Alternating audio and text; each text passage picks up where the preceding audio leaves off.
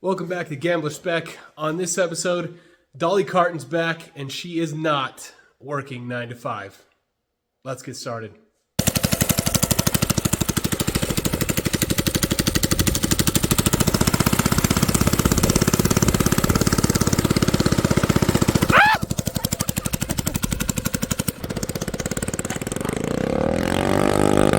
Turn it off! Woo!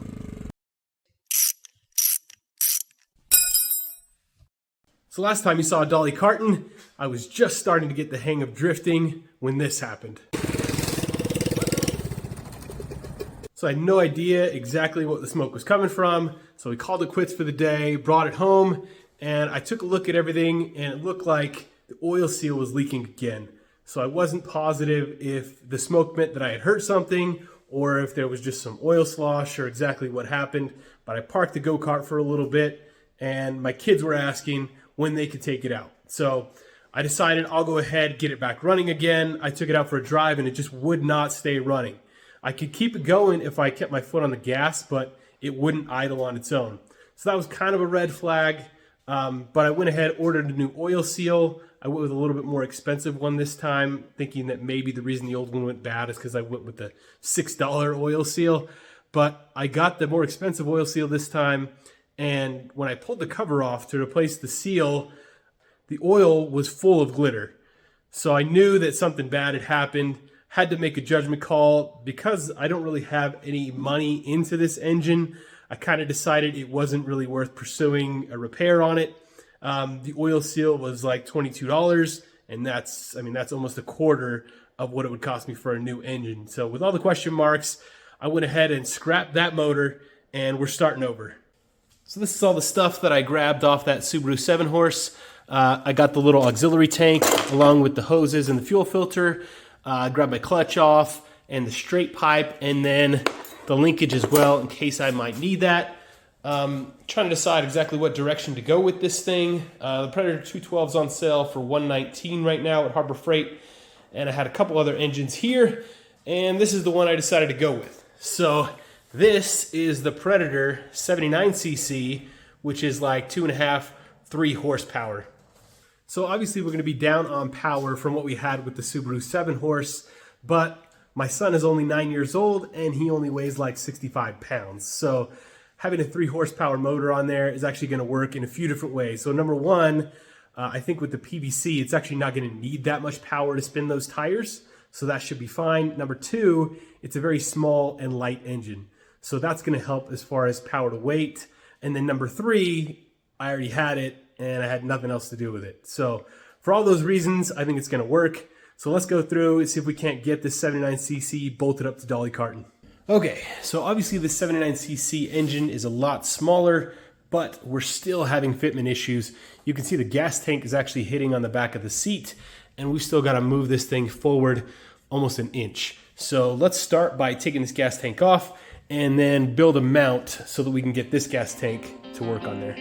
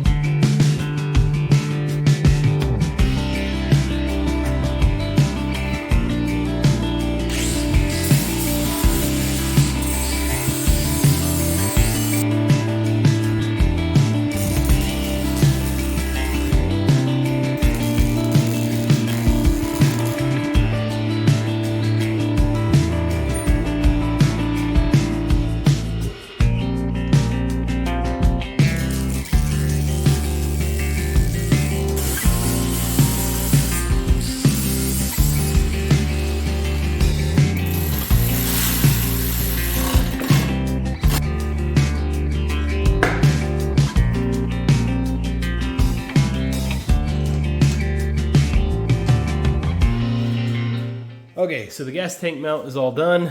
All we need to do is come back, do a little bit of grinding, and maybe slap a coat of black paint on it, and that should be good to go. But it's really, really solid, so that should work out nice. I also was able to use the original mounts for the other gas tank, so at some point when we inevitably take this back off or move this engine to something else, I can put that original gas tank back on.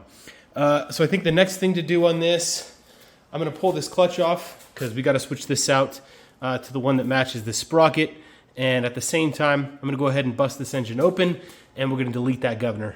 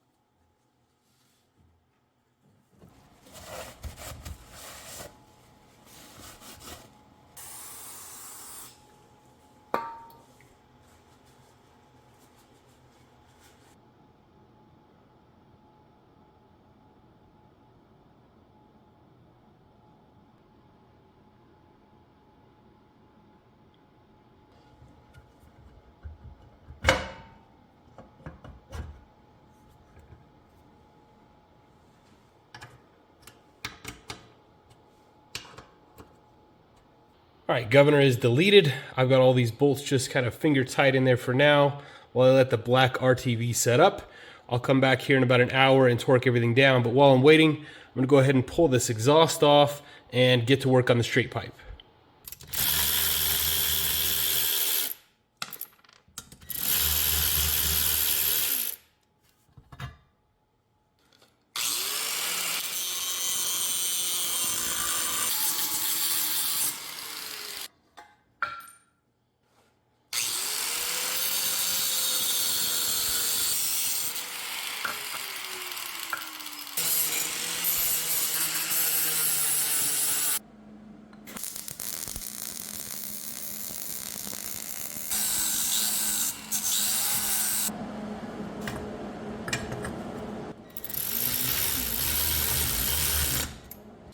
Got all the bolts torqued back up after removing that governor. I got the exhaust put on. It's gonna need a little bit of cleaning and grinding, and then I need to take and just cut the exhaust tip so that it's back to the undercut exhaust. Make it a little bit shorter. It sticks out a little bit too far for me, I think, on this one. So that's gonna do it for me for today. Tomorrow's gonna be all about getting everything cleaned up, getting everything painted, and then we'll be back with you for some reassembly. All right, so we got everything cleaned up. We got everything painted, looking good. Mounted the engine onto the frame. We got the clutch installed with the chain. That's all done. Actually swapped out the steering wheel. I thought the chrome one looked a little bit better on the race car bed, and this one seemed a little bit more fitting. So we got that all done. Went ahead and painted the piece of the steering that still needed to be fixed. Everything seems to be pretty good. We took it out and it just kind of ran like garbage. It just never seemed to run right. Wasn't exactly sure what to do. Online I found some people said to swap out the spark plugs. So I went and got an NGK and I ran it for a couple hours and you can see how black this brand new spark plug got. So I'm definitely running too rich. A lot of that probably has to do with the fact that I live at 5,700 feet above sea level, so there's just not as much oxygen in the air here. The 79cc carb doesn't have an air-fuel mixture screw on it, so I went online, picked this up on Amazon.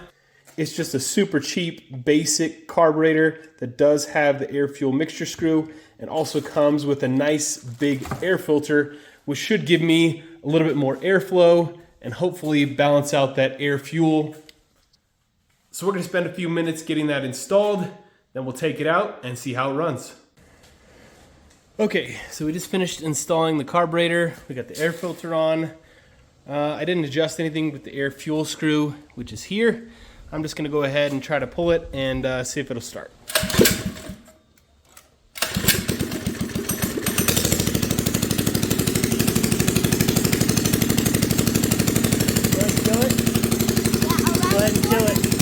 Kill it. No, kill it.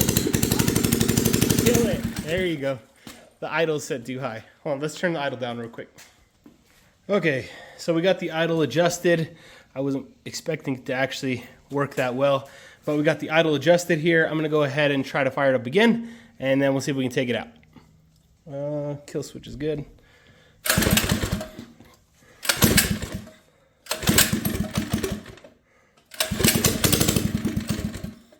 Let's try halfway. Yeah, it seems like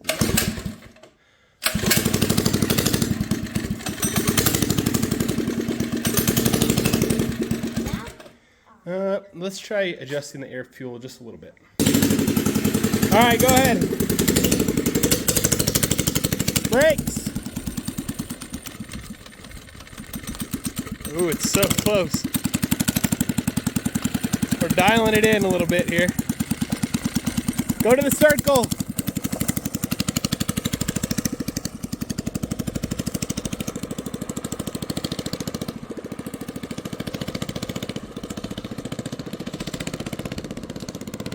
I'm not sure how far he's gonna go, but it's staying running, which it wouldn't before. So that's a good sign.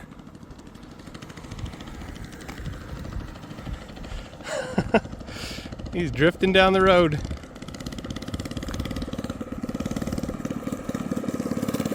Use that brake.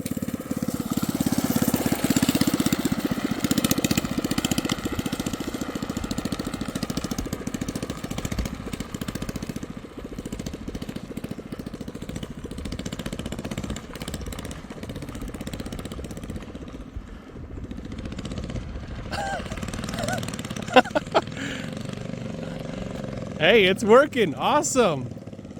All right, bring it in. Slow down right here. Stop right here. How's it feel? Good. Nice. It ran better, still died. We'll keep working on it. Well, we are at the CPL, the ultimate proving grounds for homemade go-karts. That's the church parking lot.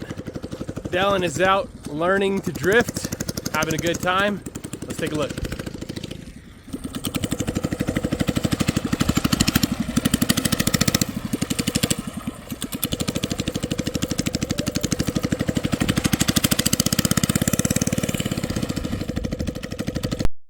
So, I don't know if you guys can subscribe, but if you can, do it.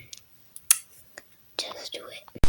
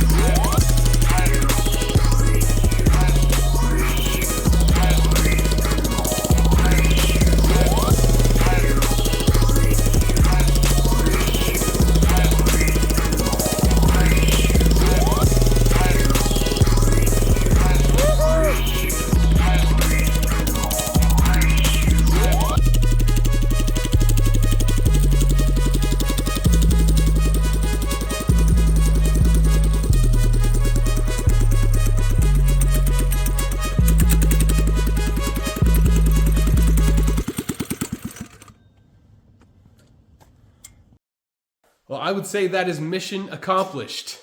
Definitely asking a lot of that little 79cc engine to turn that live axle with those big tires on it. But with my son riding it, actually worked out pretty well.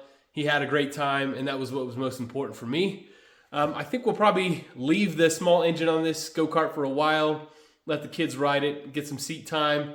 I've got lots of other stuff I'm working on, some really cool projects coming up. So if you haven't already, please subscribe, but I appreciate you watching.